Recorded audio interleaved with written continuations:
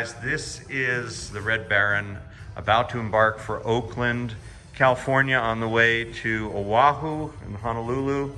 And so we're just getting it ready for departure, and I'm going to take you underneath and show you the grease fittings because the new owner has asked us exactly what needs to be greased when he gets home, and I'll show you that here in a second. Right, and we're here under the Red Baron, and I'll show you the front suspension grease points just so that you know what to look for. This fulcrum pin here has a grease pin on this side, right in the exact center of your screen. That's a Zerk fitting, which will take your grease gun, you give it a few shots of grease, and that will lubricate this outer end of the A-arm here.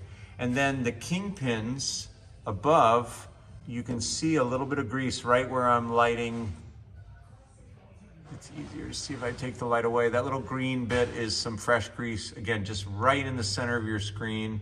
And that's because this tube with the spring on it is surrounding the kingpin. So the grease nipple is right here. Again, in the exact center of the screen is a grease nipple that's an elbow. Because I have a light in one hand and a camera in the other, I can't show you. But if you look in the middle of your screen, you'll see a grease nipple. And then up above and to the right, you see another grease nipple on the bottom of the tie rod end. Some of these tie rod ends are not greasable. They're lifetime sealed, but this one on Eric's car is greasable. So you have two in sight, one in the middle, which is the lower, the kingpin and the bushing. And then you also have the tie rod end as well. I'm going to get an assembly and put it on the bench so you can see this off the car, and we'll stick that on in the back of the video to help you identify these grease fittings. On this side, you can see right in the center of your screen, there's the nipple on the back of the fulcrum pin at the bottom of the control arm.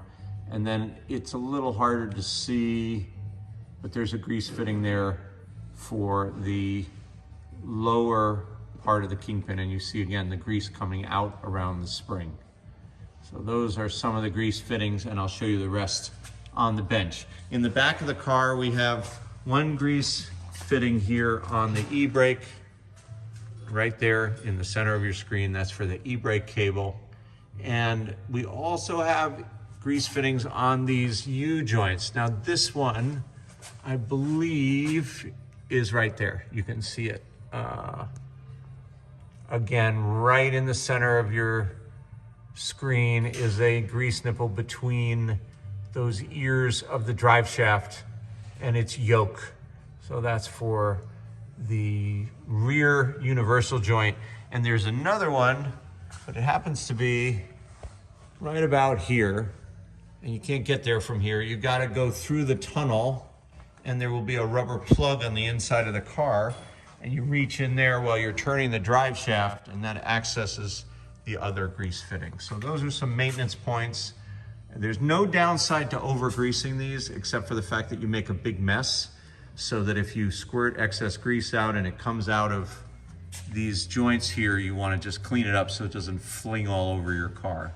So that's some maintenance that's important on the front ends of these cars in particular. Here is a swivel axle assembly on the bench. This is the bottom kingpin bushing that I was showing in the car. This is where that fulcrum pin goes, where we're shooting grease in through the outside. The A-arm is removed now, so it's a little deceiving, but that's the lower link. This is what I was showing you in the center of your screen. And then we don't want to shortchange the top bushing here. And that's this nipple here. It's sort of closer to the back plate of the brakes, a little harder to see. Again, it's a right angle, so it's coming out and coming towards the camera. And that's the upper bushing. So there's a metal bushing here and a lower bushing. It supports the kingpin, which is swiveling when you turn the wheels.